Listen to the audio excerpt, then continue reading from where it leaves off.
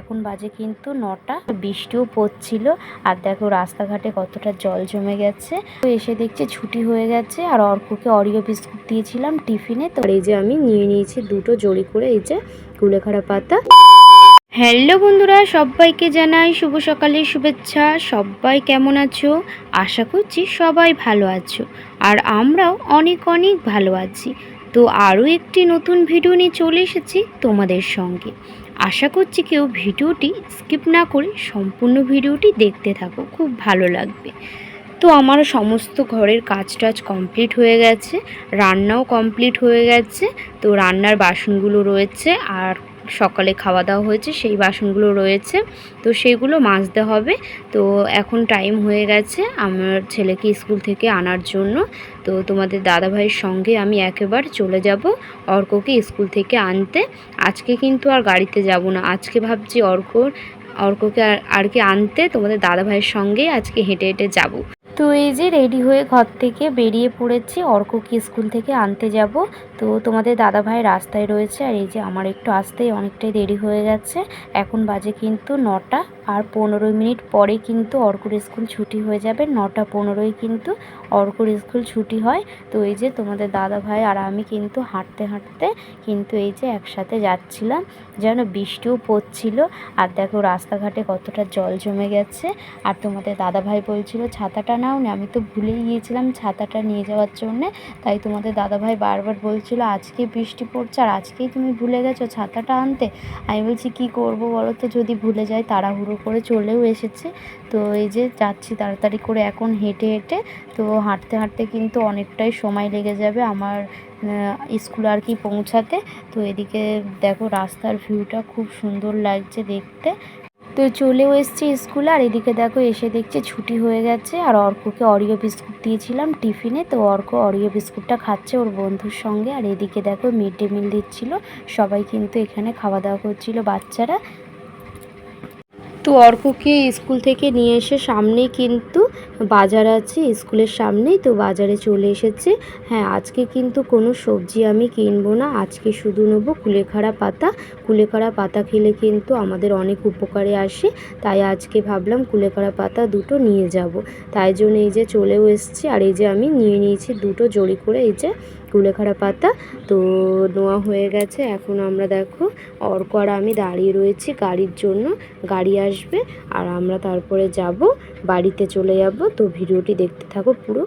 এতক্ষণ দাঁড়িয়ে দাঁড়িয়ে একটা অটো পেলাম, সেই অটোর মধ্যে অর্ক আর আমি দেখো উঠে পড়লাম। এতক্ষণ ধরে দাঁড়িয়ে রয়েছি, না অটো না টোটো কিছুই আসছে না। তো এই যে দাঁড়িয়ে দাঁড়িয়ে অবশেষে অটো পেয়ে গেলাম, অটোর মধ্যে তো এই যে উঠে গেলাম অর্ক আর আমি। এই যে এখন বাড়িতে যাচ্ছি। বাড়িতে এখন অনেক কাজ পড়ে আছে। আসার সময় কিন্তু আমি খানিকটা জামা কাপড় ভিজিয়ে রেখে এসেছি, গিয়ে একেবারে বাসনগুলো মাজবো আর একেবারে তারপরে জামা কাপড়গুলো কাচবো, তারপরে স্নান করে নেবো ভাবলাম। তাই জন্যে জামা কাপড়গুলো ভিজিয়ে এসছে। আর অর্ককে তো বাড়িতে গিয়েই ভাত টাত খাওয়াতে হবে, স্নান করাতে হবে। তো তাই জন্যে একটু দেরিও হয়ে যাচ্ছে। তো আমরা বাড়িতে চলে এসেছি। আর এদিকে অর্ককে এসে কিন্তু খাওয়া দাওয়া করিয়ে দিয়েছিলাম আর স্নান করিয়ে দিয়েছিলাম। আর কিন্তু অর্ক খেলতে চলে গেছে এখন। আর এদিকে আমি সমস্ত সব বাসনগুলো বের করে মাজতে চলেও এসেছি। আর জামাটা চেঞ্জ করে এসেই কিন্তু বাসনগুলো মেজে নিচ্ছিলাম। আর এদিকে জামা কাপড়গুলো কিন্তু বালতিতে ভিজিয়ে রেখে গিয়েছিলাম, সেইগুলো কাচাকুচি করবো। এখন বাসনগুলো মাজা হয়ে গেলে তারপরে কিন্তু জামা কাপড়গুলো কাচাকুচি করব। আর এদিকে আবার হালকা হালকা বৃষ্টিও পড়ছিল। তো আমার ভিডিওটি কেমন লাগে অবশ্যই কমেন্ট করে জানাবে। আর ভিডিওটি যদি ভালো লেগে থাকে অবশ্যই লাইক কমেন্ট সাবস্ক্রাইব শেয়ার করে আমার পাশে থাকবে।